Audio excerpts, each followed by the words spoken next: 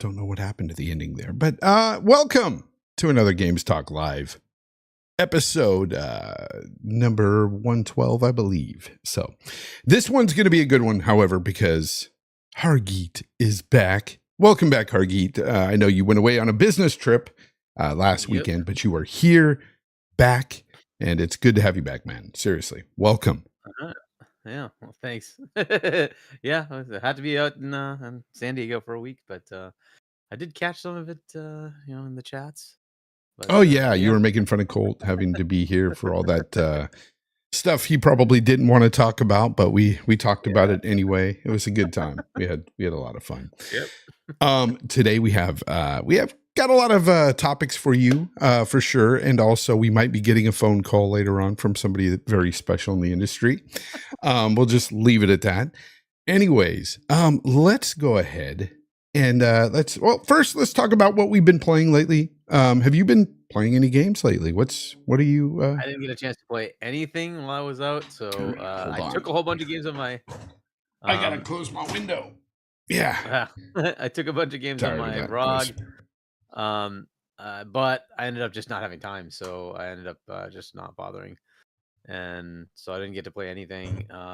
Coming back, I haven't played too much. I started up what the heck is the game? It's one of the ones that's leaving. I can't remember the name of it, but it's hardship based or something like that. Hardship something something. Something along those. I don't know. Hard space. I don't know. Something like that. Shipbreaker or something like that. So I started that up and haven't really gotten into it at all. But I want to try that out before it leaves, which will be, I guess, the end of the week or so. So, but that's basically it. And then I tried bringing up the character creator for Dragon's Dogma 2, but I wasn't sure if I do the creation on Xbox if it'll transfer to PC. So I kind of just said, all right, well, why don't I just... So, we kind of, man, sorry. I messed up some things there. I think we're back to normal now, though. Okay, we're back. Okay. So that's what you've been playing. Right. And, I've been playing some Last Epoch still. Very good game. Playing that on, of course, Steam. And also, Dragon's Dogma 2. They had released a little character creation thing. The portion where you can create your character is out. If you don't know that, it's out on consoles. It's out on PC. You guys can download this and now create your character. If you're anything like me, Chet, I don't know if you are. I am somebody who will spend sometimes, dare I say, even hours building a character, because this is something I'm going to be playing many, many hours within the game, right? So you want to create a character you want to look at the whole time. So you can create your character, create your pawn, and I've been creating so many different ones, trying to go back and forth. Which one do I want to be? What do I want my pawn to look like? Because you can make your main pawn there too as well. So it's just I don't know. If you're like me, download it now so you can get that out the way. So when this game drops, you can start playing right away. And that's just 2 weeks away, folks. So you've used it, right? So does it save it to the cloud, and does it let you put... So this is one of the questions I had.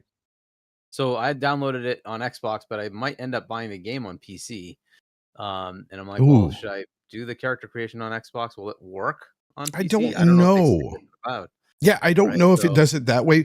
It probably does, because it does save it to a cloud, for the game. And I'm just not sure if it's going to do that, because we don't, like, if we buy the game on Xbox, we don't automatically get it on PC and vice versa. So I would err on the side of caution and just say, make your character where you're going to play it. That's what I would do. But yeah, unfortunately, we also got the news that Dragon's Dogma 2 is just uncapped 30 on the consoles, which is the main reason why I'm going to be playing it on the PC. I can't do that. I can't play the game at 30 frames. And I'm not trying to be like a snob or anything about that. If you enjoy your games at 30 and you have no issue with it, that's fine. That's a problem that I have personally. Like, I've gotten to the point where it has to be 60 frames for me. Like, I can enjoy a game at 30. Don't get me wrong. If I'm hard pressed to play a game at 30 and that's the only way I can play it, I will play a game at that if it's something I really want to play. But if I have a choice, I'm going to play the higher frames wherever that is. And that, of course, is PC for Dragon's Dogma 2. Chad, I don't know if you have a problem with uncapped frames. That's another issue for me, though, Hargeet, is the fact that they've chosen at Capcom to uncap it at 30 rather than just to lock it at 30. Do you think that's kind of a misstep there? It depends on how much higher it can get, right? So if it's uncapped and it's like 45 average, that might be okay because then you can use your VRS and like whatever. It'll hopefully that's what it is, right? VR, whatever those. VRR. They are saying though that Xbox is probably the best place to play it because VRR goes a lot lower on the Xbox than it does 40 frames, I think. So, and 48 PlayStation, something like that. I don't know, whatever. Yeah, it's something like that.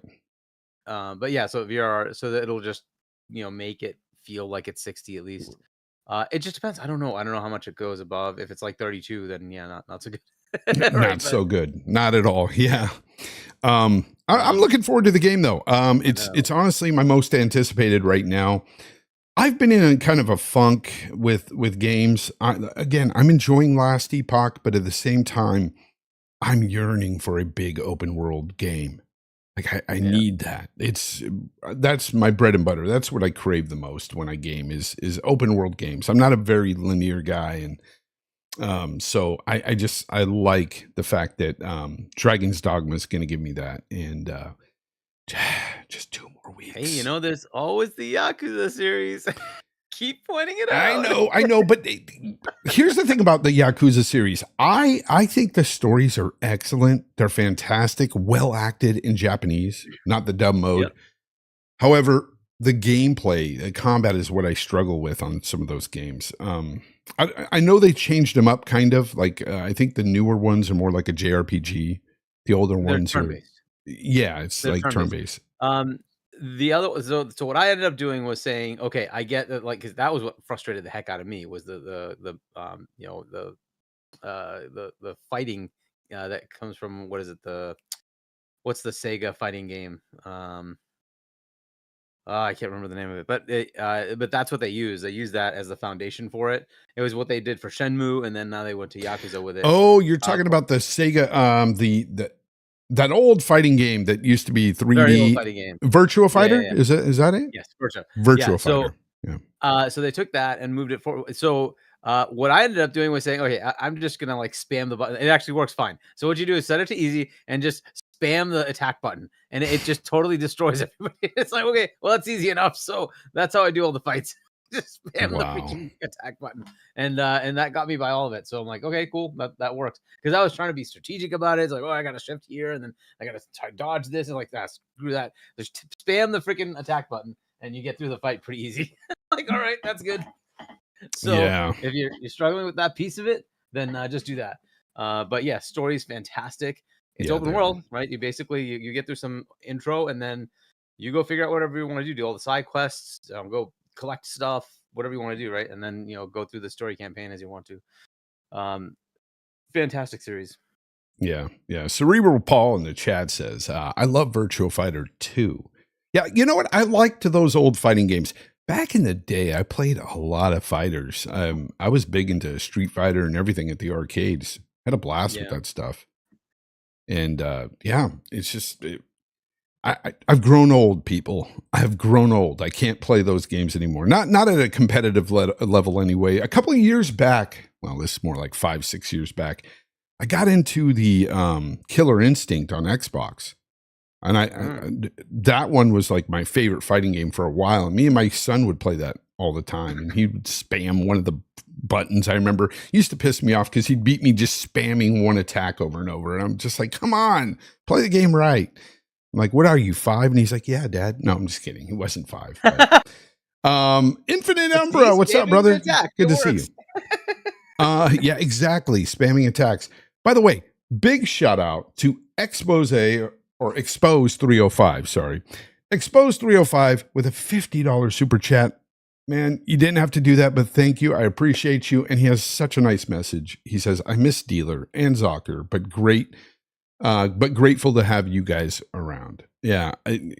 Thank you. I appreciate it. I mean, Hargeet and I are like the last two from the RDX to keep going, to keep podcasting and stuff right now. And we're hoping that the gang gets all back together again.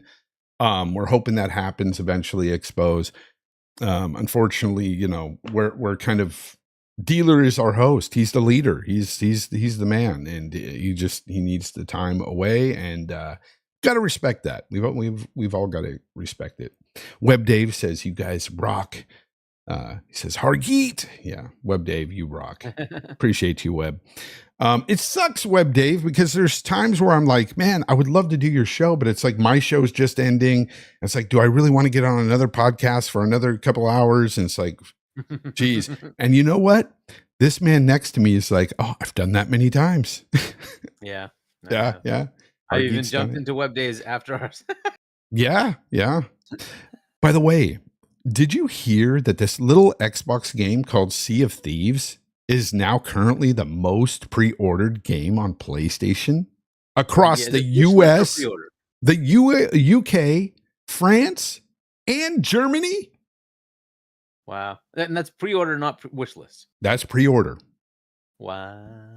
So you're telling me that PlayStation gamers actually want to play multiplayer games? Well, you're telling me they actually want to play Sea of Thieves? I mean, this is a game that they've all crapped on. Well, you have to understand, there's a community and a Twitter community, and that does not represent all players. There's a reality of how much they actually represent, or how much we even actually represent of the actual player base, right? And yeah, they just talk shit. That's really it, right? Yeah, they do. Because it's an Xbox game. Look, we're honest about saying, hey, I like Ghost of Tsushima. I think it's a fantastic game. One of my favorite games. I'm gonna buy it again because I don't have a PlayStation anymore. PC, and I want to have that game. So I'll buy it on PC when it comes out in May or whatever it is. And I never got to play Iki Island, so I'll buy it anyway, right? And I'm looking forward. I know you hated Forbidden West. I am going to buy it anyways because I want to try it. I love the first one. Yeah. It was my second most favorite PlayStation game. So we're happy to say, hey, those games are good when they're good, right? If I like it, I like it. They always try everything on the side. It's like, dude, come on. It obviously is not the case, seeing as how your players are actually buying the game. So, and hey, for all of you who buy the game and play it, welcome to our side. You can play it on Game Pass. There's a whole bunch of other games too. Yeah. Hey, you know what? I've been hearing a lot of people out there on Xbox saying, I can't wait to play Sea of Thieves and just sink ships on the PlayStation side, constantly go after them and grief them. And you know what? If that's your thing, do it. Fight your console war battles on the high seas. I love that. That's funny. Pirate to pirate. Yeah. It's pretty awesome. But it was eye-opening to me. Right. For those for the PlayStation side, there is the DLC stuff that is just single player. They actually made a new mode where you don't have to worry about anybody else attacking you. You can play that mode as well. So enjoy. You don't like if you want to play the open world, version of it. Yes, people will attack you. That's the point. But yeah, there are modes where you don't have that problem, and you can do the like little campaign DLC stuff they have. You don't get attacked by anybody. It's just you doing the campaign DLC. It's pretty cool. Yep. So check it out. Yeah. Hey, shout out to the Longhouse Gaming Podcast. Now, this is a group of gamers that have come together on Black Vikings channel on YouTube, the Longhouse Gaming Podcast channel. They have a podcast, group of friends coming together, podcasting, kind of like we do, Hargeet. It's really good, really fun, entertaining. I love listening to those guys. But shout out to the Black Viking for making his way over to Games Talk Live. I appreciate that. Do you think that this test basically says they should bring that to Switch as well? I don't know if they could get it on the current Switch, but maybe the new Switch. Why not? Like, if they can do it, why not? I mean, if it's already the most pre-ordered game right now on PlayStation, or the biggest pre-ordered game, I mean, that tells you that it's going to make some money. I mean, if you're going to make money on PlayStation, make money off Nintendo as well. Right. I mean, the Switch 2 is supposedly like a PS4 Pro, right? Why not? That'll work. So it worked on an Xbox One. So I'm sure they can get it to that, right? So it's an interesting thought. Like, why not? Right? Bring it over. We'll see how much that translates to an actual sales. Maybe they'll actually tell it. Probably Colt Eastwood says PlayStation guys have always wanted Sea of Thieves. So Yeah, the reality is everybody wants to play games, right? of course, of course. I mean, this whole notion that, Xbox has no games and that stuff, that it was just That's a bit silly for low. many years. But I mean, look, a little game like Sea of Thieves you can't even call it little anymore. It's pretty big. 35 million players or something, right? Yeah, it's got a massive following. That's nothing to scoff at all. So, Yeah, I it's not. mean, you know what? Before we continue, though, I want to take a little time out because I seen a couple of people in the chat say this, but I myself, I have to preface this by saying I wasn't never a Dragon Ball franchise fan or anything, and that's not because I hated it or anything. I was already an adult when that was stateside. Like it came out in like '96, I believe, or something like that. However, I know it's had a lot of impact on many people, young and old. It's also impacted other forms of media, including this one, the gaming space. So I wanted to take some time to pay respects to the creator, Akira Toriyama. I believe that's how you say his name, for sharing his art with the world and giving so many kids out there like a smile, a laugh, getting excited about that show, and or just even I've seen people say that they've been empowered by watching those things that he's brought to the world. And for that, I have to commend him. He seemed like a great guy from the little research I've done and stuff. He's made a lot of things. And the stuff I've come across social media with people talking about him and stuff, he's made a big impact on a lot of people's lives and still does to this day for a lot of children out there. So I just wanted to say rest in peace. Chrono Trigger? Chrono Trigger. I have played. So yeah, that he was an artist, a lead artist. Oh, okay, yeah, At but least I think he was a lead artist, but yeah, he was an artist on that. yeah. But yeah, he was only 68 years old, and that's young. relatively young. And I just wanted to say rest in peace, Akira. We lost another good man on this world. So yeah, I don't know, Hargeet, were you a fan of Dragon Balls? Well, Dragon Ball Z. No, Dragon Ball Z. Dragon Balls would be a different thing. Yeah, that would be a very different thing. But bump. Yeah, no. Yeah, we're not a fan of Dragon Balls, people. Pause. Yeah, so no, I was not ever into any of that. Though I know his stuff is all over the place. Yeah. A lot of different things are also inspired by his work. So I'm sure I've run across many games that have his stuff in it. But either way, industry icon, right, for what he did. You just pay respects to the person who actually impacted so many lives across the world, right, in a positive way. So why not, right? So rest in peace, and legacy lives on. Yeah, for sure. Let's go ahead and talk about this whole this partnership showcase that we had recently, just last week, by the way. Let me cut this sound out here. I'm going to play it in the background while we talk about it. Hargeet, you watched it, right? You watched the Xbox partner preview. Was there anything in this preview that was entertaining for you, or were you like excited for any of these games? Like, was there anything that stuck out? Pretty much all of it was it looked cool. The one that was weird to me was more the Chucky one. I guess Roblox is trying to get more mature content. I guess like Roblox is very, to me, focused on kids. Chucky doesn't seem to be very focused on kids, but okay. That one's a little weird to me, but outside of that, all of it has some relevance. Final Fantasy has never really grabbed me, but I'd be willing to maybe potentially give it a chance. But that's so that one is kind of iffy. Um, the one that's right next to my head, the Monster Jam Showdown here.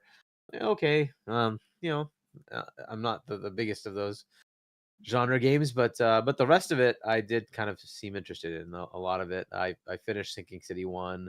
Sleight of Hand looked like South of Midnight, a little bit like that, right? So kind of an interesting vibe. Let's see what that's about. Unknown 9, that looked like a pretty cool thing to start with. There's a lot of them here that are pretty cool. The expansion pass thing, I'm not clear on it, but I believe like if you have Game Pass Ultimate, you get that, I think. But if that's the case, that's kind of a cool thing too, right? Give you a reason to have that ultimate, to get the extras. But yeah, a lot of these things look pretty cool. The other thing that I'm seeing was a lot of it is Japanese, which is very Hmm. interesting. Right? I think that's a good thing for them to showcase. Hey, we're not just Western stuff. We are very much a Japanese powerhouse as well, as far as bringing their content into Game Pass, but also into just onto the platform.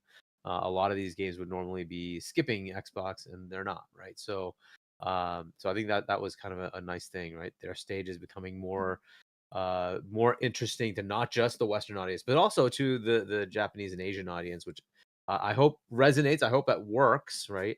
I hope they also did this in other languages, because that's part and Yeah. parcel of it. If you're doing everything in English, that's also not good enough if you want to reach international audiences at all times, right? So you have to kind of translate and make sure it's available in local languages, which I hope they figured to do that. But yeah, I like a lot of these did resonate. I think they all look pretty cool. If you're looking for like exclusivity stuff, I don't think there's anything here that's exclusive, No. which is fine. I don't care. This is a partner program, right? A partner preview program, right? You go into it saying this is going to be third party stuff, and it most likely all of it will be everywhere. I think there was a state of play that was partner where they did have a few exclusives, right? Which was an interesting part of their slate. They try to do the exclusivity thing. But this was good. I thought it was a pretty good one. Most of the games seemed to resonate with me. I don't know. What did you think? There were a few. The Unknown 9 for me looked pretty good. As a whole, I thought for me, it's more about the game showcases themselves, like and how they're actually presented and everything. I thought it was really good. I thought they did that really well. There were a lot of games within that I didn't really care for personally, but I understand there's a market. That it's people are excited. I've seen people talk about a lot of the games that were shown. But for me, it's more about like just showing me these games in a way where it's still entertaining. Yep. You're not boring me.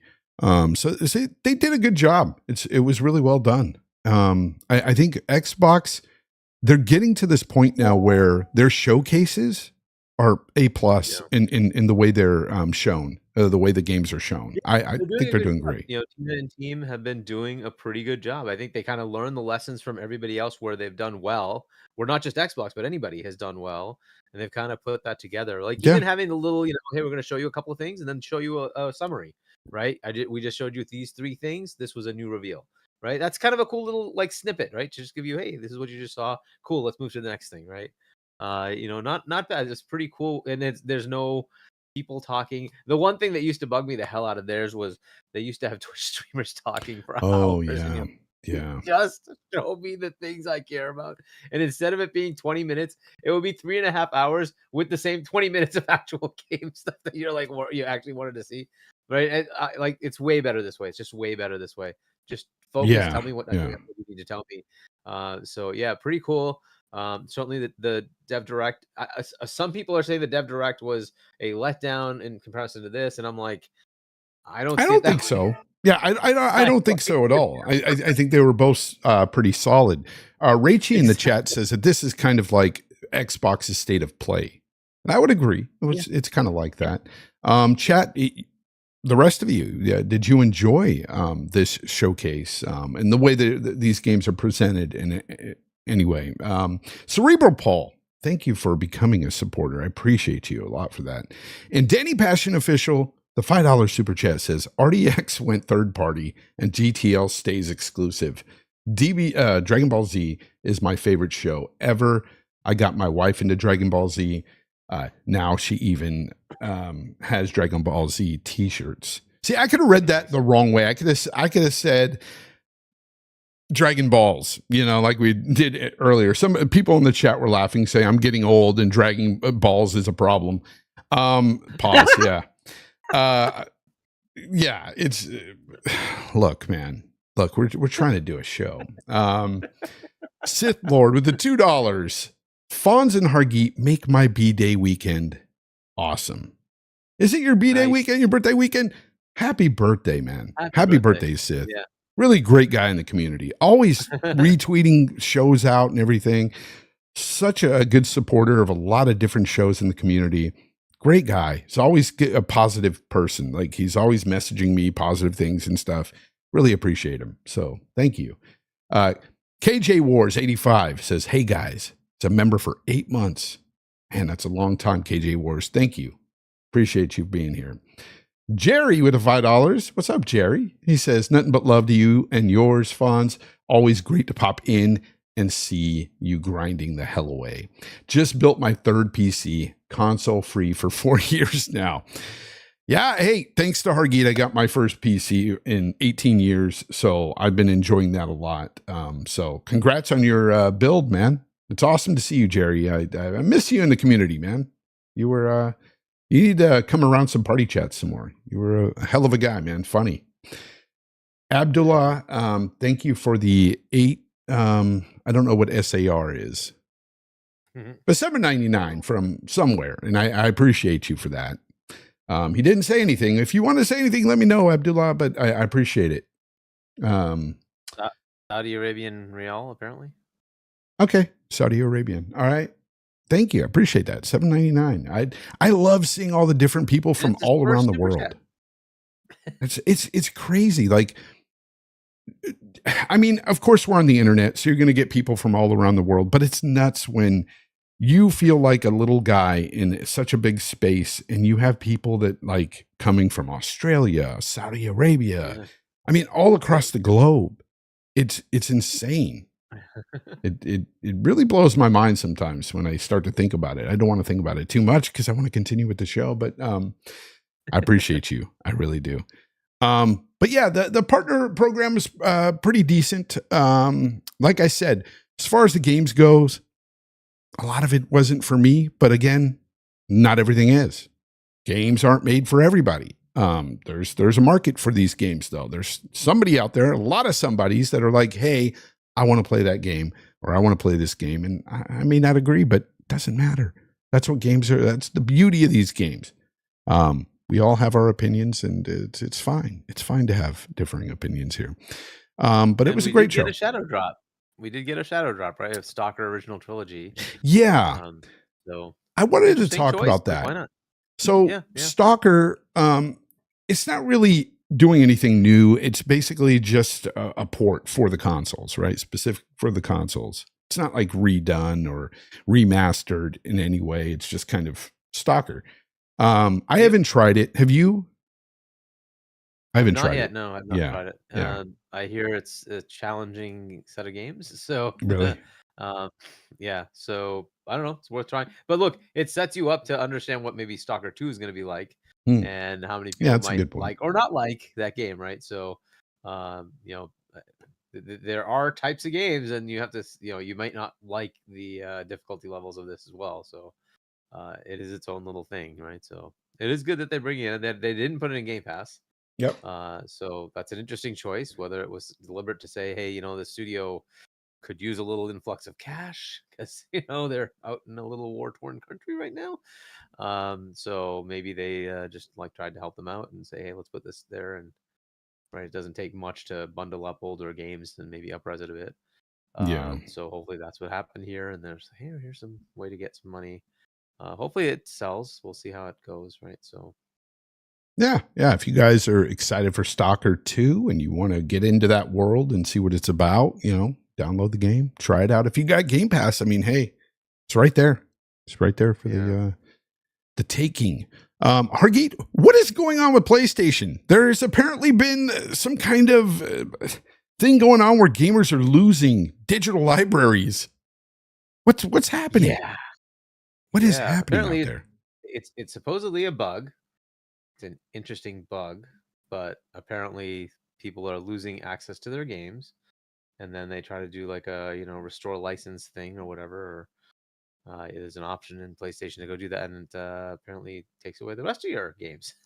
Oof. So that's not so good. I think they've acknowledged the bug. We don't know the full impact, right? But it's at least 500 people. It may be more.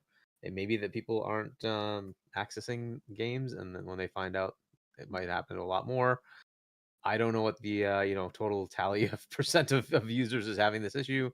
but somehow they're losing the fact that they bought their games. And Even if it's just one person, that's a nightmare. I mean, think about you being that one person and you lose your entire digital library of games. We're talking maybe thousands of dollars that you may have had invested, gone. Yeah, so this is an area that I think, unfortunately, is going to need, government involvement. And like, I actually sent this into my senator to say, hey, this is something we need to fix. Like, Really? digital libraries are, it's unfortunately a thing that we've just let those companies tell us how that's going to work, True. instead of us saying, no, I paid you money, it's my asset, and I should continue to have it and be able to give it to whomever I like. So, if something happens to me, my digital library should be inheritable by the next person I say should be inheriting my, assets. Yeah. Right. So, because it's mine. But the way it's all structured is, no, the company says they own it and you have a license to use. No, no, no, no, no. So this has to be ironed out. At some point, you have to say, no, when I buy a movie, it's mine. I have the physical disc. I can give it to whomever I like. Right. I can't do that if it's a digital movie. That's stupid. Right. So that needs to be fixed. Same thing with games. Same thing with music. Right. Or a book, whatever it is. Right. Whatever you have digitally. Right. You should be able to say, that's my property. And it should be, transferable as I would like to transfer it. And, it should be inheritable as I would expect it to be. Right. So whether it's standard inheritance to children, or if it's I've written in my will, this will all go to so and so. Right. So this stuff needs to be ironed out. Right. It's one thing to have this sort of like grow up as it has over the last couple of decades, but we're now getting to the point where this matters, and you can't just suddenly lose access to stuff. Like, they could, and they have, right, say, I can suspend your account at any time. Yeah. And if you bought $4,000 worth of games, too bad, they're gone. Like, that no, sucks. No, you can't do that, right? So there has to be a recourse for that, right? And right now there is no recourse. Yeah. And like, so we need to have government step in and say, no, you have a legal right to your stuff, right? And that's what, then you can take them to court and say, hey, you took my stuff away and I'm suing you. You owe me my stuff back, right? So unfortunately, we just don't have anything right now. So you could have a court precedent, which may have happened. I don't know. I haven't looked into how many court precedents there might be for this kind of thing. But ultimately, I just think legislatures need to, around the world, they just need to come up with answers. Say, this can't continue this way. Yeah. So your library is yours. The company has to do every effort in making sure your library stays yours, and they do every effort to, like they just did with not Crunchyroll, but the other one, Funimation. Funimation. We're just shutting down, even though we have a service over here where we could just transfer your license. We're just not going to do that. You just lose all your stuff. Like, no. But that's that has been the running concern for a long time with digital games and digital media. People have always like kind of tried to be the boogeyman and scare people and say, hey, you might lose access to your games or your movies or whatever it may be. And this is a reality that we live in. And you're right. There should be some sort of, and I don't like government intervention. I really don't. I don't. But in cases like this, it almost feels like theft when they can just pull it away from you after you've already purchased. So, because they don't consider digital assets as assets. And once they classify, that's all they have to do. The government just has to classify it as assets. Yeah. If they do, then all asset property stuff applies. Right. So now you can't just take it away. It's somebody's asset. You can't just take it away.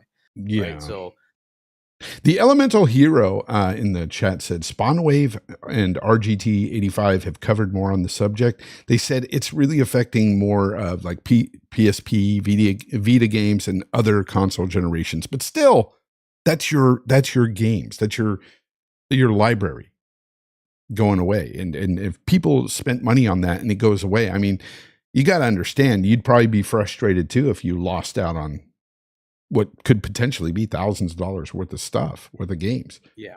Risk it for the biscuit. Thank you for being a member for 13 months, man. I appreciate that. He says, 100% agree with Hargeet, but there's only one tech that can do that right now. Also, that means cross-platform games. Movies are easier. Great show, guys. Appreciate that. Hey, what's up, Jedi Knight Peter? It's good to see you, man.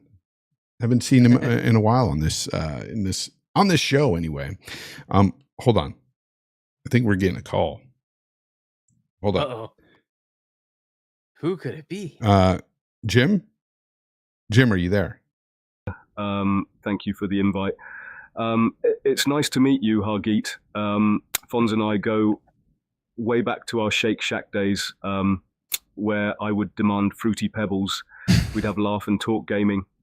But it's really nice to be on Games Talk Live. Thank you. Welcome. Jim, everybody. Everybody knows Jim. PlayStation.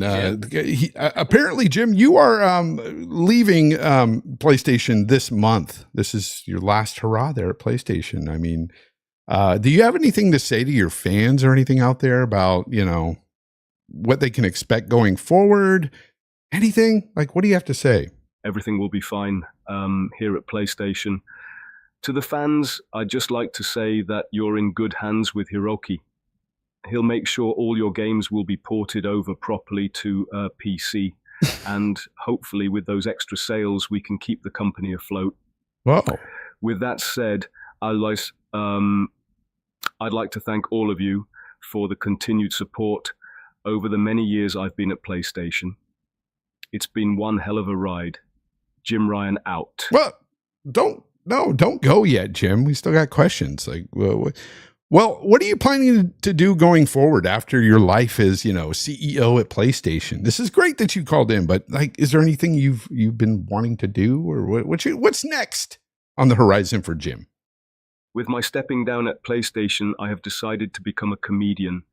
Do you mind if I try some of my material here? No, not at all. Go right ahead. PlayStation fans don't play games; they play Twitter, and of course Pornhub. What? We've heard that before, Jim. We've heard that before. Wow. You got anything else? I guess. Final Fantasy VII Rebirth needs to be rebirthed onto the PC. That performance mode is an abomination. Am I right? Yeah, you're not wrong. You're not wrong. Yeah. I don't know if your comedy is going that well, Jim. You got any others? So, Mario Day is upon us, and nobody fucking cares. What? What? Jim! Happy Mario Day, everyone. Nobody cares about Mario Day? Oh my gosh. Jim, I'm going to have to let you go after that one. Anyways, it was nice talking to you. Yeah, great to have you on, but I hope you, I would say don't quit your day job, but you're already being pushed out. So it's good talking to you, Jim. Good talking to you. Appreciate the time, but before I go, I just want to say to the Xbox fans, all your games belong to us. Sayonara, suckers. That was Jim, everybody. Jim, it's great to have him on the show. Dropping by. Wow. Jim was, dude, comedy in his future. I don't think so. Wow. Doesn't have that delivery, man. It's not good. He tried though. Anyways, it was good to hear from Jim. Let's go ahead and talk about, I wish he was here for this one. Deviation Games is no more. All right. And their game, of course, is canceled because of it. Yet another studio gone. Hargeet, just trying to figure out what's going on. Why is another studio shut down? Well, look, when Jim, I wish he was here to games, the service games for everybody in their arena, and greenlit a whole bunch of games. We all expected that a lot of it would fail, right? That's kind of how this goes. Sadly, most of these games aren't even coming out. I mean, if they even got a chance to try and see what happens, right? This was one of them, right? This is another game that they greenlit, and a lot of stuff has been happening with Deviation Games over the last year or so, and so whatever's left, that they just couldn't survive anymore, I guess, and so they're gone, right? So, this is unfortunately it's kind of normal, I suppose, but it does show the PlayStation world is kind of in an odd state, right? They shifted pretty hardly over to games as a service, and now they have to shift back, and it's a lot of investment that went nowhere. I don't know what ends up with PlayStation going forward. this is kind of like a moment like where Xbox One started their gen and shifted into one direction and then found out, yeah, that didn't work out, and we have to kind of rebalance everything and go back to what really matters. Look, games as a service is not a bad idea. It's just doing as much as they did, It's a big budget crapshoot, games. you know. It's a You gamble. just don't know, and you're better off spending like 50 million across 10 different studios and let them try to come up with a small game that takes off, right? If that works, great. Instead of saying, unknown IPs, unknown games, but we're going to spend 150 million each. Okay. Obviously that's a gamble that could not pay off. And it may look, the one that we knew about, the existing IP, Helldivers, It's doing when well. we saw it, we said, hey, this could be good, right? And Helldivers had an audience already, right? So you say, cool, this could be a good one. And Helldivers 2 is in fact doing great, and Yep. that's good, right? So the rest of it we don't know. Like when you say, like, will the Payday clone Fair Games, is that going to do well? I haven't seen gameplay, and what we saw was like, okay, maybe it'll have an audience.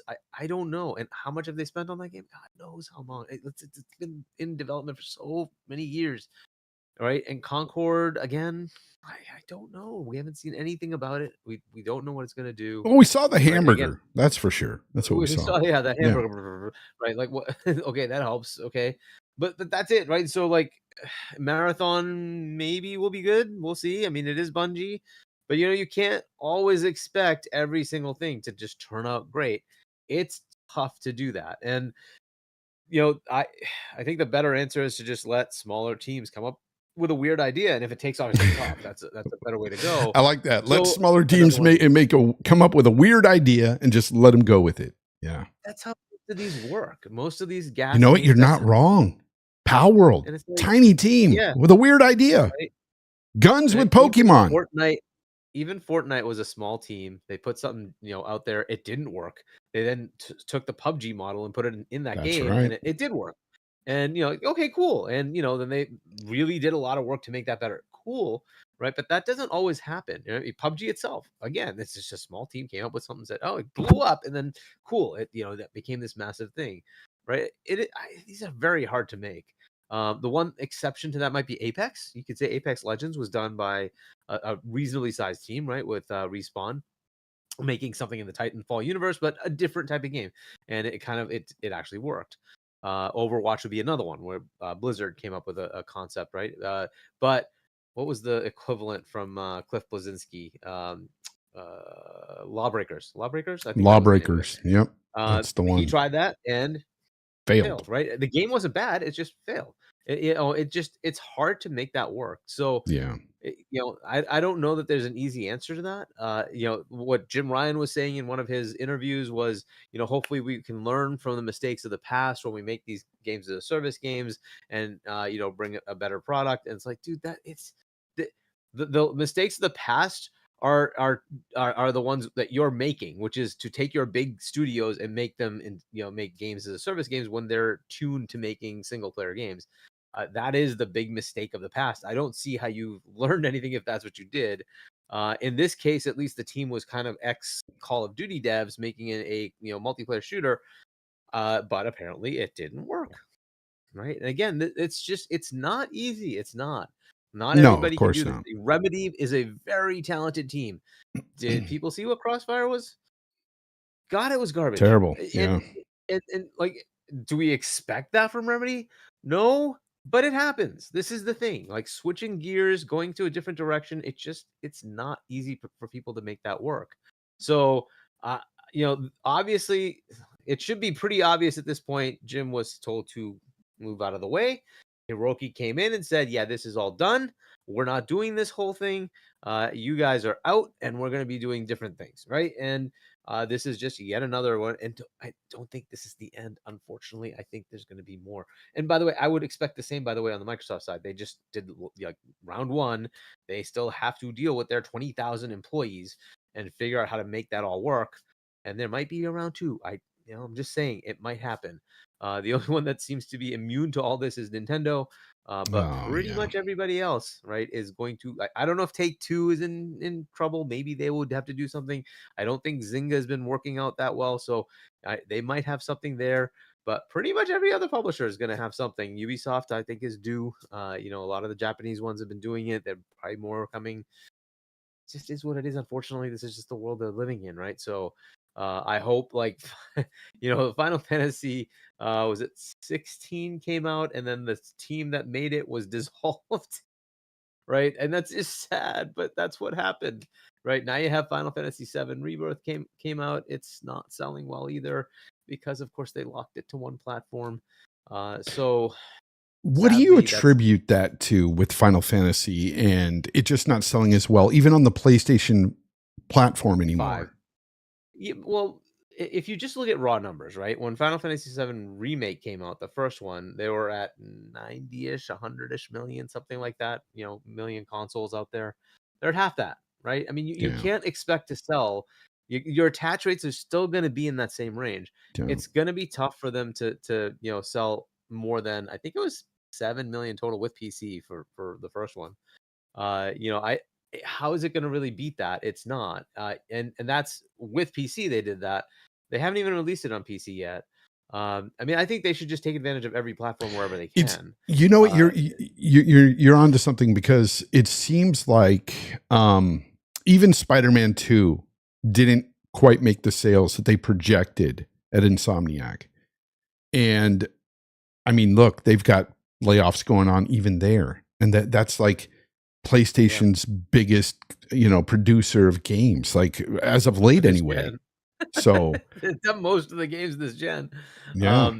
Yeah, it is what it is. And like games like Ratchet and Clank have now been like sidelined, and they basically are the Marvel studio, which I don't know if that continues either. I like that whole thing may switch because Hiroki's got to be looking at the numbers and saying, you want to spend 400 million on the next game, and how Yeah. many million copies do I have to sell, and why are we doing this? And then Like, of course they why got to pay a lot of licensing fees to Marvel, exactly, to, right? Disney And or whatever. marketing and all this stuff. It's like, this is crazy. It's a lot to take on. But And you can you know, see, I guarantee you see some of these companies, like their eyes are getting wider. They're like, wait a minute, you want to go multi-plat? Hey, yeah, that's great. We like that. That's more sales for us, yeah. So of course, they're going to be all in with that. And it's funny that this is all coming up. And Peter Moore recently had an article where he was talking about how consoles are a serious question. Like, he was asking, like, he says that when he was in the industry, he was an Xbox exec. He's been with Sega. Sega. He's been all over the place. EA, I believe he was with them for a while. He was asked about the stagnation in the console business. And this is what he said. He said, we're at a crossroads right now. What you're seeing and certainly hearing from a company like Microsoft is, does the cloud replace the need for bespoke hardware? Does streaming change the way we game to devices that we're used to now? Like, in particular, smartphones, he says. I don't think people are gaming less. They're just gaming differently, he says. Yes. And more you're seeing a generation coming through that is not about to sit down for an evening in front of the television with whatever the game du jour is this week. So, of course, if you do look at his statement there, he's not necessarily wrong when you add in all the gamers out there, the billions of gamers. There is a lot of young gamers that are playing on iPads, even, adults playing on smartphones. This is a way a lot of the games are being consumed now. Do you feel like he's getting at the point where he's trying to tell us that, hey, there could be a point where these consoles will go away? I mean, yeah, and I fully expect that. I don't know if it's specifically that, like, so there's so many paths it could go. Yeah. To me, the obvious path is AR, right? Once AR, like, I have an Xreal Pro Air 2. It's just a pair of goggles that hooks up via USB to your phone or your PC, and it just gives you whatever your normal display is in front of you, but it's much larger, right? Yet you can see the world if you want to. You can see everything around you, but you also just get that protected in front of you. Yeah. Now, that's a simple way to say, my device no longer needs a screen all the time, right? So that screen you just turn off. All it is a CPU, and everything is now being shown here. right? And very large. Why do I need a TV then? Mm. Right? At some point, that's going to be the world. And right, so you have the people like us. I want a 90-inch TV. Okay, cool. Cool. You can buy a 90-inch TV, and that TV can have embedded capabilities to play whatever you want to, right? But your True. phone can also do that, and then you can just have a pair of glasses. And I've always expected AR is the technology that will disrupt. Once AR works to the point where it's running all day, and that is your interface to your phone, right? Now you have a reason to get it, right? It's the thing that's going to disrupt is when it's your mobile phone. Your mobile phone has changed to this. That will be cool, right? Because now it has context sensitivity around you. It can see what's going on and just project to you, hey, go that way, go do this, whatever. Hey, that's a store over there you might be interested in. So and so just sent you a text. You want me to bring it up, right? Things like that, right? That just come in context sensitive right in front of you, right? Your interaction becomes right in your face, right? So that is the way it goes, and then you can just play your games that way, right? That I think is what's going to end up being the disruptor. I would expect the console to kind of stick around for those who want it, but it will become more niche. It'll just become a less and less standard thing. Unfortunately, that's just the way it goes, right? So, people who want CDs, that still exists. You can buy a CD player. It's just not that common anymore. It isn't. Yeah, they don't even come So in new cars anymore. It's just there's it's nothing. hard to get, Yeah. come by, right? And so the world is shifting, and at some point it will shift more, right? And like to the point of, okay, let's say the 5090 comes out. What is the pitch to go to the 5090? Well, maybe there will be one. I think it's Maybe there won't AI be one. and stuff. I think AI is going Yeah, to be the real big push. but AI can be done. Like any one of our in our cars basically is a whole bunch of matrix multipliers, right? You can just take 10 of those and say these are being used for AI, the rest are being used for graphics. Mhm. So that's doable in your current card, and you may have plenty of oomph to do that, right? So I don't know at what point we say, hey, that's enough. I don't care anymore. Like the graphics are too real anyway, whatever.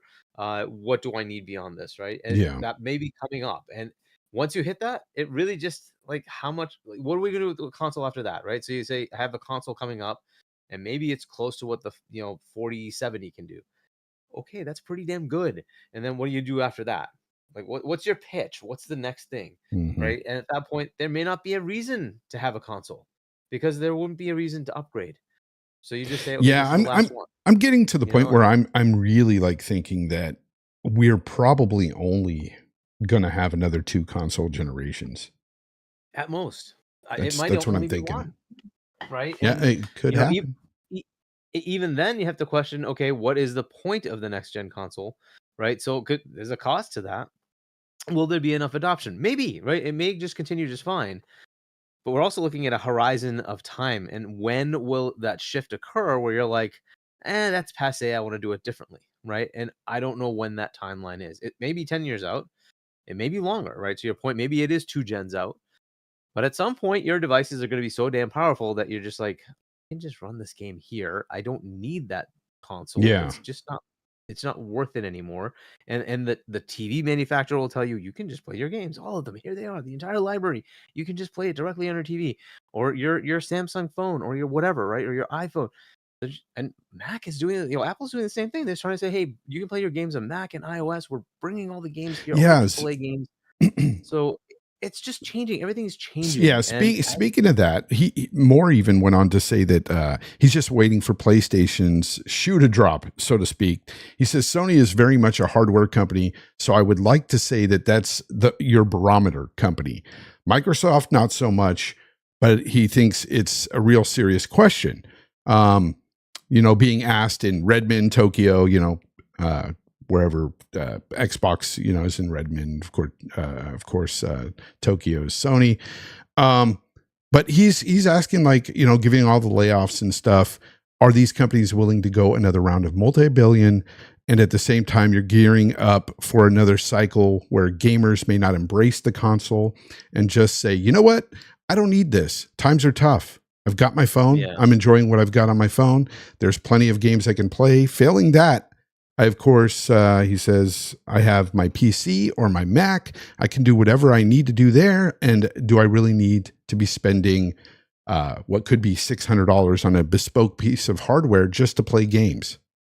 Yeah. So Yeah, I mean, this it's kind of the stuff I've been talking about for years, where I yeah, think things are going to converge in a different direction, right? And old people will, just like anything else. Like, how many cable boxes still around, right? It's going to be boomers who just are used to getting cable, right?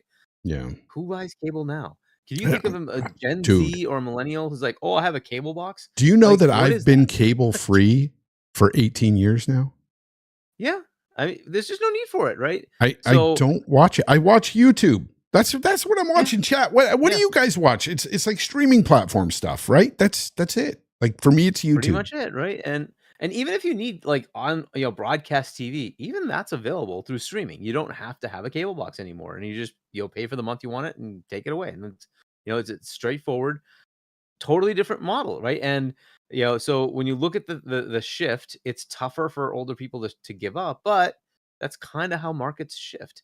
And kids grow up playing on whatever device they have access to. And hey, we only have one big TV, and that's where the console is. And guess what? Dad's playing or mom's playing, and you don't get to play. Okay, cool. I'll just play on the tablet, and they get used to it. It's just the way it is, and they don't care then, right? That becomes their gaming, and that becomes their habit. A Yeah, lot of them also like PC because of the convenience of, like, it's everything. You don't have to worry about that is gatekeeping the the nice latest. thing about PC It's that I've come to everything. realize is the fact that yes, you've got access to pretty much everything, and now that PlayStation games, even if they're staggered, they're still going to PC. You're getting access to everything, and you literally have games on PC that you never see go to console. And yeah, while some of them Exactly. are just ridiculous and you don't even want on your console, trust me, but there are those that are really good. So Yeah. it's an eye-opening thing. B Martin 001, thank you very much for being a member for 28 months, man. Thank you. He's one of my longest supporters here. Honestly, I think he's probably one of the first.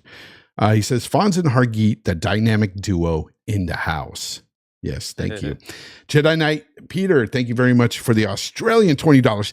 Geez, that's like spending $300, man. That's amazing. Australian currencies, that's expensive. He says, 11 days till Dragon's Dogma 2 arrives. Loving everyone's character designs on Twitter. X on Twitter. I'm not even, no, it's Twitter. It's still Twitter to me, damn it. Yeah, I'm loving seeing everybody's characters and everything too. It's awesome. People are excited for it. And B Martin 001, yet again, he's gifting 5 Fonz gaming memberships. Wow. Thank you, man. That's, dude, didn't have to do that. It's amazing. Thank you. That's awesome, man. You were the man. Also, Face 23 BKNY with a big $50 super chat saying Digital Foundry was speculating on recent patent for Sony. Nothing is confirmed. All speculation about the PS5 Pro. That's it. When it launches, then we will know what the PS5 Pro can do. Why you trying to downplay stuff? Yeah, you got a 4090. You want 60 frames guaranteed. Wait a year for GTA 6. Here's the thing, Face. I am only going by what history has told me in this gaming industry. And there's 2 things here, 2 major things. Number 1, Rockstar has shown me time and time again that A, they put their games out on console first, and they usually try to build these huge detailed worlds to the point where 60 frames is kind of hard for them to do on these consoles. Okay. And you could say, yeah, it's a new console generation. We got better CPUs now and everything, but the tech is being moved all the time. It's being pushed all the time. So they're in a situation where there's still going to be some limitations here with the CPUs. And everything that I'm hearing and what Digital Foundry is hearing too, is that the new CPU in this PS5 Pro is not even going to be that big of a jump at all. It's a marginal upgrade. It's tiny. They're even speculating, and yes, it's speculation, but for them to put this out there and say that they're speculating it's going to be a smaller jump from the PS4 to the PS4 Pro is huge. That tells me all I need to know, that the game will not be 60. If the only way it would be 60 frames on the PS5 Pro, if that is true, that it's just a marginal upgrade, is if that every other console Series X, Series X, and I'll say PS5, the regular one, were to have a performance mode at 60 frames for the game, that's when I'll concede and say, okay, then there's 60 frames. And at that point, that's great. I would love that. I just don't see it happening. It's just not what history has told me about mid-gen refreshes and about Rockstar. I just don't see it happening. This is I'm not wishing it to be this way. I hope it's not, but that's the way I feel. I think that's what's going to happen. I don't know. Am I a pessimist there, Hargeet? Look, I mean, he's right in a way that we should just wait and find out. True. But you can speculate. Like the norm of Rockstar is they don't do that. They do 30. Yeah. So you can kind of guess that that's kind of what's going to happen. I'm sure they're going to take advantage of a lot of new features, and if they do, sorry, those tend to push it to 30. If they push like ambient occlusion, ray tracing, stuff like that, it's gonna be hard. It's gonna push the hardware. It is what it is. So you're gonna be at 30. I mean, look, like Dragon's Dogma is 30. So like, just take that as a thing. Oh yeah, that's kind of a barometer. You're right, because you're looking at a big open world that's not even half as detailed as a Grand Theft Auto. Yeah. And it's yeah. at least two protagonists. I don't know if they're always going to be together, right? Because you had that switcheroo with GTA 5 where you could just switch to each character at a time, right? So like that means the world's kind of there, and you have to, and it keeps running, right? So I don't know. You have to kind of keep all that stuff in mind and see what's happening. And I don't know. We'll see. We'll see what they do. We'll see what they do. But I would expect it's probably going to be 30. But hey, we could be pleasantly surprised, and there's a 60 mode. Oh, dude. But yeah, people are acting as if I don't want it to happen. Trust me, Face. I want the PS5 Pro to be a beast. That would be amazing to have 60 frames on GTA 6. I would want nothing better for that. That's amazing. I really want the Series X to have a performance mode for GTA 6 as well. Like I want 60 frames. Buy it and how expensive it's going to be, right? They had to increase prices of the current console. Just keep that in mind, right? Inflation is a thing. Facts. And so, what is this console going to cost? Is it going to be $700, $600? Like, what's the price point at which people just dude? That is the problem. Like, we're already seeing where they've done the slim model and it's the same price, or actually, it's more expensive because you're getting less. In my opinion, they take the disk drive out. You're getting less there. What are they going to do for this Pro? I can't see them coming out at a $500 price point. It's got to be at least $550, at least. Yeah, at least. And I see it probably being close to $600. Risk it for the biscuit. $550. Sorry. Yeah. I just want to thank you for the $2.99 Australian. Amazing. Thank you for that, brother. I know Australian currency, that's like, at least $100. He says, I'll always want a console or a native experience. Yeah, I agree. I will. I take that back. I used to always say that too, that I want a native experience. Well, here's the thing. I do always want a native experience. But do I always need native hardware for that? And I'm guessing in the future, I might not. Like, there could be something that they can implement. I guess you would say maybe it's native if it's implemented within TVs and stuff, I guess, Hargeet. That would be the implementation. It to be mixed, where you'd have some native, right? Because you don't need to process the entire bloody thing on the TV, but enough to have your local latency stuff on your TV. And that can give you more than enough for what you need. And then the rest of it can be cloud. Who cares, right? It doesn't matter if it's streaming that. Dude, that's what I'm saying. Because I've had my experiences with GeForce Experience and GeForce Now. Really good experience. Great experience with that. 4080 in the cloud. It was like having a high-end PC in my home. I have a high-end PC now, and I could tell you, I could attest to that. It was close. And I was playing on the cloud. It blew me away. There was things about it, of course, sometimes queue times and things like that were annoying. But again, it blew my mind with how it worked. When it worked, it was amazing. I want to give a shout out to, hold on. I just saw something. Lotus Esprit. Wow. They were here just last week, Hargeet. Yep. And they gave 70 memberships that day. I remember it was like 50 and 20. I was blown away. I seriously, now he's giving another 20.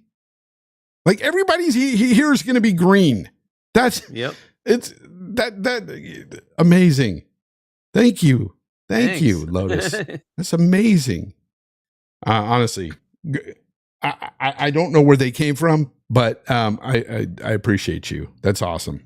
I appreciate that. Like at first I thought that Colt brought them here, you know, because he probably did, because I think they follow Colt. I think they do. But great person, great individual. Thank you very much, Lotus. Appreciate it. But yeah, I had a great time with GeForce Now, so I can see things changing. And yeah, I want a native experience. I want a great experience with my games. And I don't want to compromise that, but at the same time, like if consoles went away, or even, you know, having the need for a high-end PC, I'm all for it. Like I want less in my home, and I want to enjoy those great native experiences, of course. But if it took just a TV with implementation in there between native stuff and the cloud, like you had some hardware in the cloud, like you were saying, Hargeet, I'd take it. Yeah, and it's coming. All of it's coming, right? And look, would you expect the phone of today to be as powerful as it was when you got an iPhone back in, what was it, 2008? No. Right? Think of where things are, right? And this phone probably outdoes a computer of 10 years ago. Pretty sure. handily. Yeah. And so if you think about that level of power, right? And then what happens 10 years from now? That's going to outdo the computer of today. Your computer, which runs games at ridiculous rates, right? So this is where things go. It's always like this, right? But there's just a point at which you're like, it's enough. I don't need more. I don't need more. And that's where we're getting. We're getting so close to that it might be another generation, but we'll see, right? And I think that's what Peter was talking about, you know. Yeah. And by the way, Peter Moore was probably one of my favorite execs at any corporation within the gaming industry at the time. I remember he was the guy that did the whole Grand Theft Auto tattoo and stuff, lift up his sleeve. I remember that he was doing that for Xbox and stuff back in the day. What an awesome guy. I think the Iron Lords, matter of fact, the Iron Lords talked to him. Yeah, twice. That's amazing. Yeah. Snow Dragon, thank you very much for joining the channel. I appreciate you. Just became a supporter level 2. I appreciate that. Septic Sauce, I see you in the chat. He says that brown guy speaks sense. Of course Hargeet does. It's amazing. It's a welcome, Gaz. Let me give you a proper welcome, Gaz. You know how you do it, Gaz. Welcome, Gaz. All right, there you go, Gaz. Yeah, great people in the chat. I really enjoy the banter going on in the chat at times. You guys are awesome. Let's talk about speaking of games and stuff. PlayStation recently, or just I think day before yesterday, or was it yesterday? I think it was day before yesterday. They accidentally leaked the demo for Stellar Blade on the PlayStation Store. So there was a bunch of people that got a hold of the game right away, started playing, and then within a few hours, I guess, they yanked it from them, and they were all upset. But Stellar Blade was out there for a little bit, and lots of people got footage and stuff. And they, one thing I was saying, or I was looking at it, and I was reading some Reddit posts about it and stuff. People are very conflicted with the gameplay itself. It seems like some are saying that it's sort of Souls-ish in a way, sort of Lies of P, but you have to really depend on the parry system in the game. So they're saying in that aspect it's a little tough, but once you get used to that and parrying and stuff, it gets kind of easier, I should say. So I didn't know it was going to be a game like that. I thought it was going to be more hectic and frantic and fast paced and just like, your typical, like, I don't know. I thought it would be more akin to like Devil May Cry than Souls. Yeah. But it seems a lot slower paced with the fighting. So I don't know if you've seen any of that. I haven't seen any of the footage for it. But if that's the gameplay, that's cool. look, we'll find out what with the reviews, what the game really is like. But interesting that the course. demo came out for a little bit, and maybe that was a mistake, and then they turned it back off or whatever. But interesting that some people have to play it. But hey, you get a preview. That's cool. There wasn't actual preview. Has there been a preview for this yet? Or No, is this and this tells just me the that there's demo that- obviously a demo coming. They Okay, just okay. accidentally put it out there too Leaked soon, it, I right. think. It's supposed to game be due? out when? Is it April, May? the When is April, it? I think? I think it's Let me just April. make sure. I think it's April. Because I think Rise of the Ronin yeah. is April 26th. is this month. Yep. It's the same Yep. day as Dragon's Dogma 2, which is Suicide. I chat, let me know. What are you playing? Rise of the Ronin or Dragon's Dogma 2 that day? Because you're not going to be playing both. Idea. It totally bad idea. So I was talking about this with Colt and Rand and everything the other day in a party chat, and we were talking about the release dates of the Sony games, how they released all these games within the first 4 months of this year. I think it was a bad move, personally. Okay, I think it's great that they released a couple of big hitters like Helldivers 2, really big hitter for them. I think Rise of the Ronin, because they're releasing it the same day as Dragon's Dogma, I think they could have released that later in the year. I think they should have moved it. I don't know. I think it would have benefited. Along with Horizon. Horizon on PC. That's another bad one. Yeah. A bad idea because Dragon's Dogma is coming to PC, right? So, again, you're just going to miss out on sales for no reason. So, I'm convinced that Sony hates that franchise. I'm convinced. I don't understand why, but they do this to them. They put out the first Horizon during Elden Ring.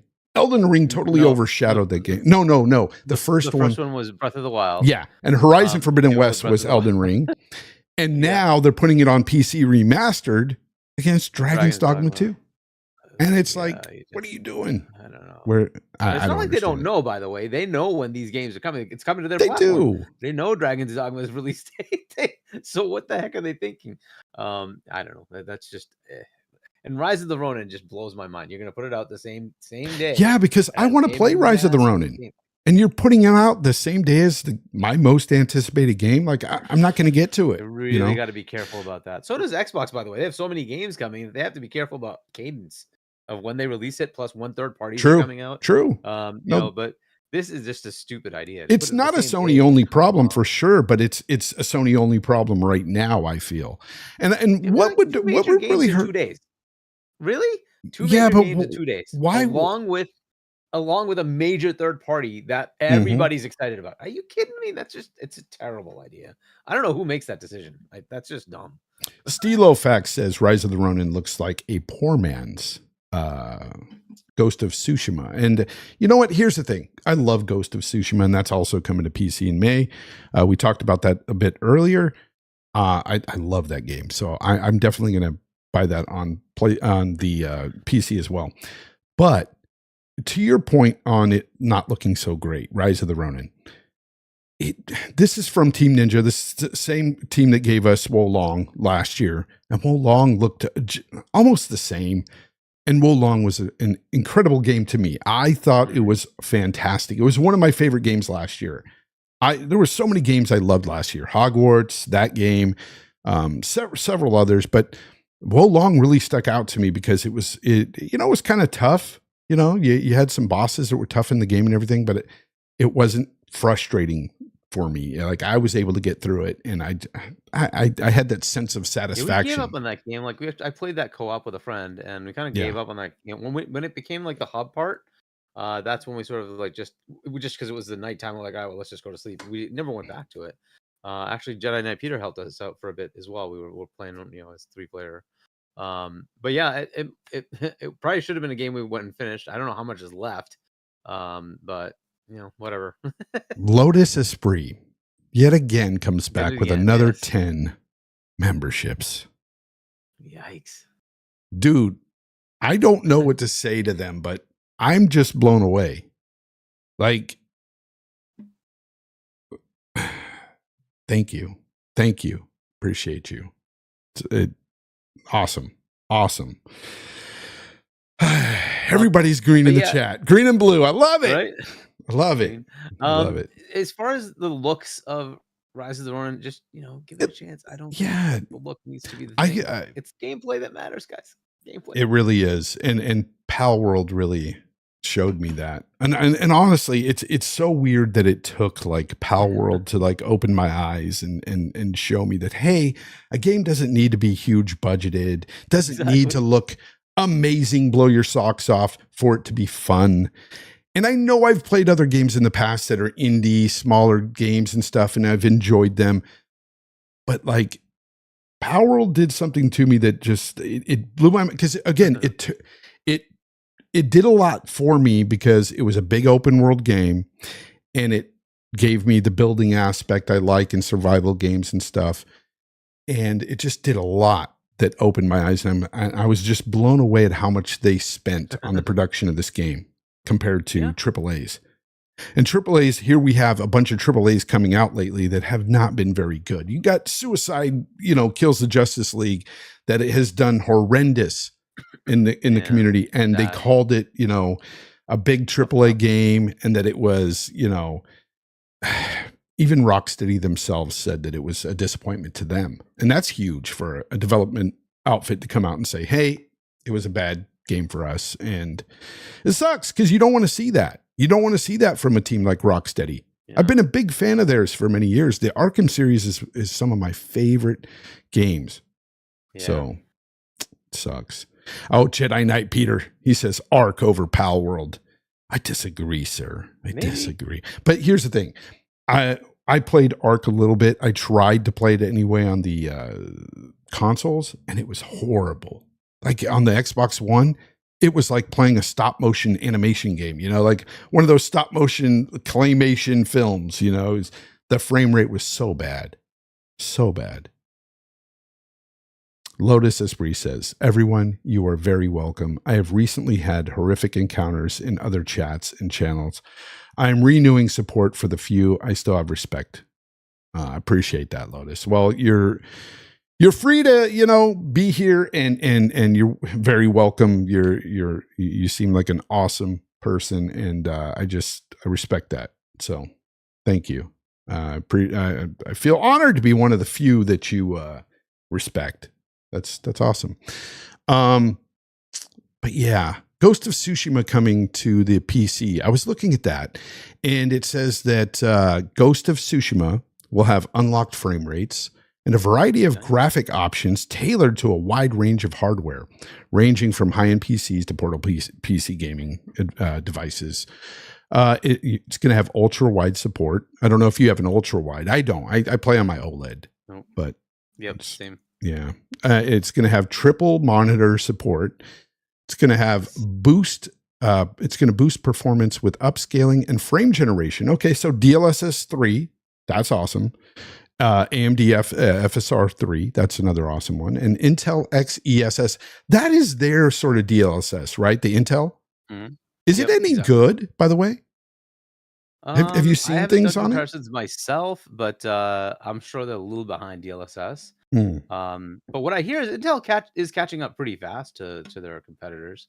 But we'll see, right? So at a gen or two, they probably will be comparable. But they're still behind, I believe, both AMD and NVIDIA, but they're not that far behind. So it's pretty cool that they're catching up. We'll have a third really good option. It will also give you the option to get like an all Intel box that just has everything.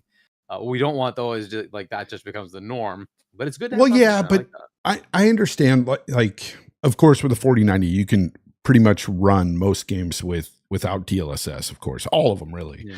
But I honestly like using DLSS because I don't think it really hurts the image quality. And in fact, sometimes it looks even better to me. Sometimes it looks better. But here's the thing. The frame rates, that's why I use it. Because sometimes I'll be playing a game and it'll be like 100 frames. I'll turn that DLSS on and it'll go to like 200 frames. I'm like, what the? It's so great. It's so awesome. And by the way, Xbox Obi, I see in the chat, he says, once you go ultra wide, you'll never go back. I don't know. I like my OLED. Now, if I had an ultra wide OLED, maybe, and maybe if it was a nice size, but I like bigger screens when I play games. I don't know about you, Hargeet. The monitor thing isn't my jam. Yeah, I mean, so like you'd be sitting here and then you can see it around you, right? So that's one way to go. Like it'd be right in front of you. Yeah. The other potential for that is AR, as I was saying, right? So either VR or AR, where the screen can envelop you, right? It's just a thing in front of you, and it can be a massive screen, right? And that could be a potential way you get ultra wide as well. But yeah, I'm with you. I like the big television. That generally is how. But there is something to be said about having something surround you, which is kind of Oh cool. yeah, that's yeah. It's immersive, I guess. Yeah. Yeah, so a MetaQuest may be a good way to do that. You can just, you don't have to like have a game be VR enabled. You just plug it in and it just gives you that triple monitor. Right? Like what's So you can really do that. cool is, yeah, I've seen the big triple monitor setups, like big, like at least 50 inches, and they'd have 3 and they'd have like a racing setup, a little wheel and stuff in the middle. And it looked like you were driving a car. Those setups are amazing.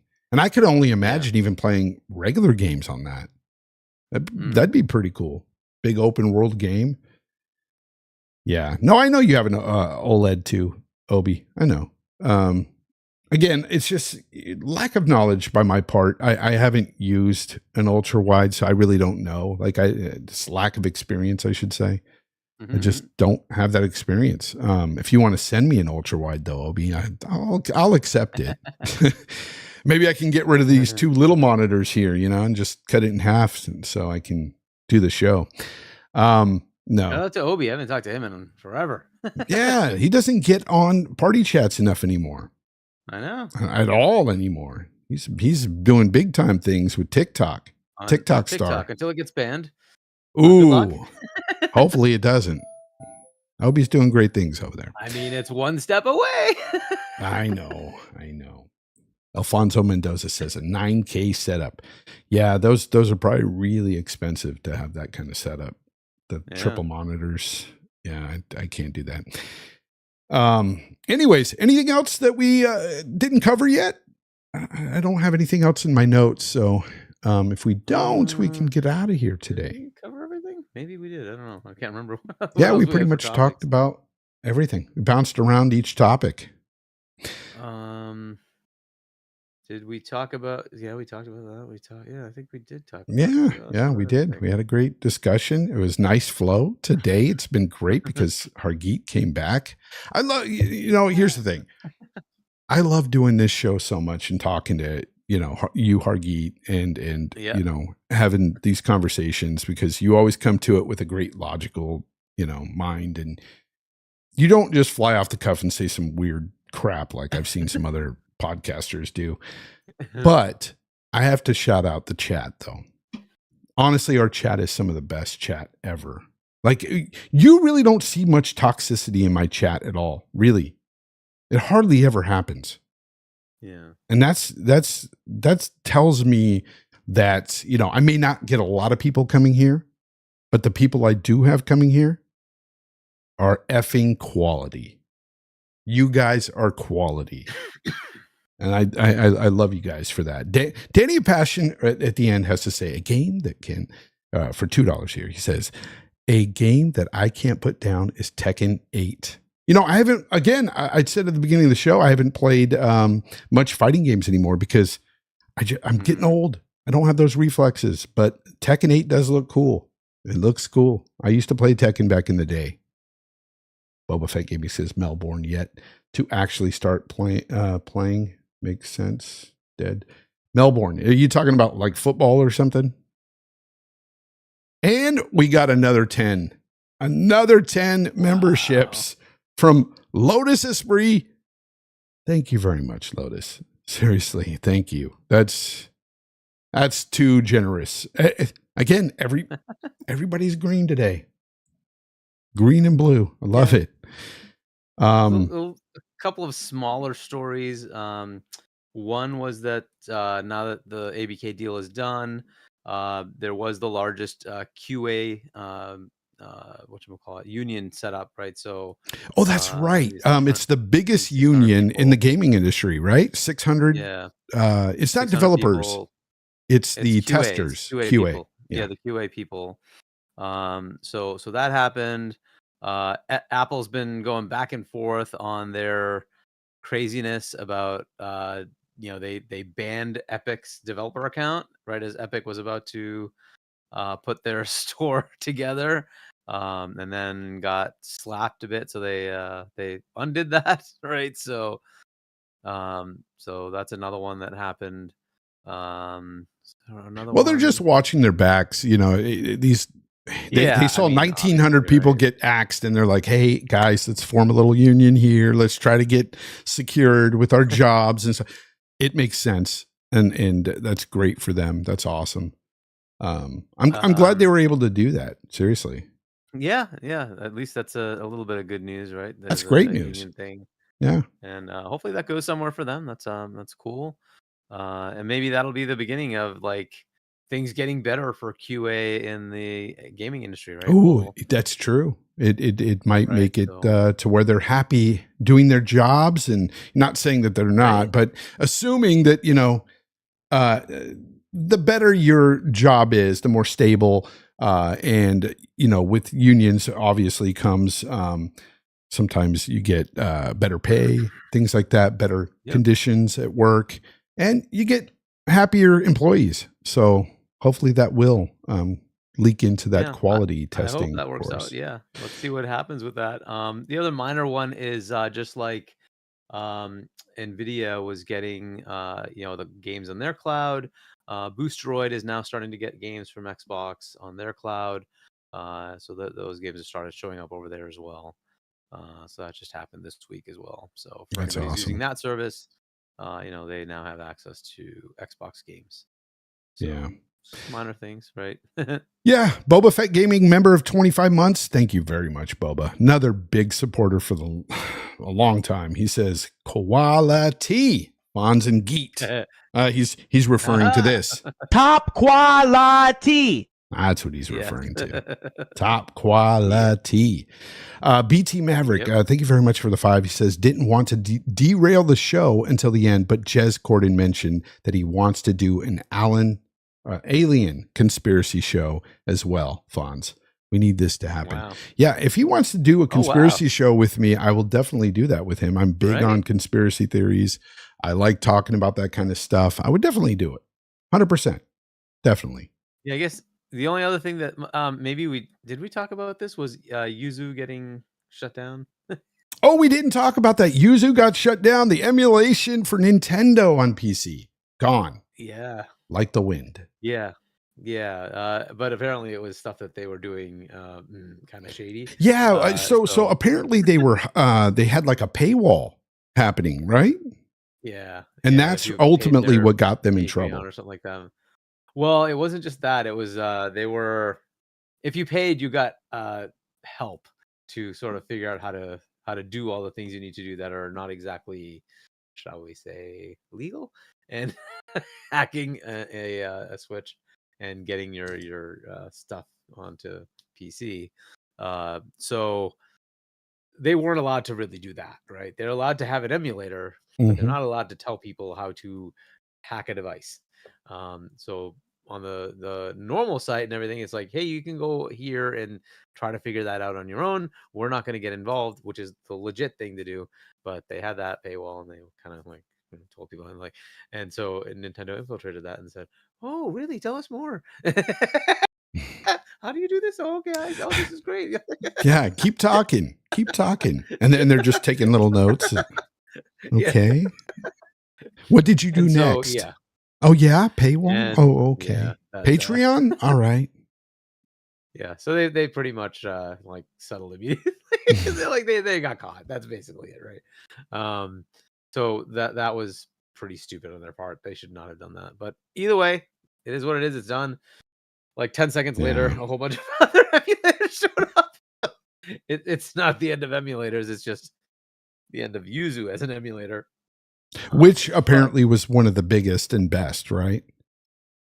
It was the easiest to use. There were definitely other ones out there, anyways. So speaking of that, they got rid of the was it Centra or what was the 3DS one emulator? That was the biggest one. They got rid of that as well with Yuzu. Yeah, I don't know what the name of that one was. It's not. It's. I forgot. My son was telling me about it because he actually used it. The 3DS emulator. Citra. He said it was really good. Yeah. And it's gone now. Yeah. But again, but I'm like, sure somebody else will show up course. with the same bloody thing. It's not like it'll be fine. But yeah, so that was kind of just a little stupid thing they did, and they got caught, and it is what it is, right? So, yeah, interesting story.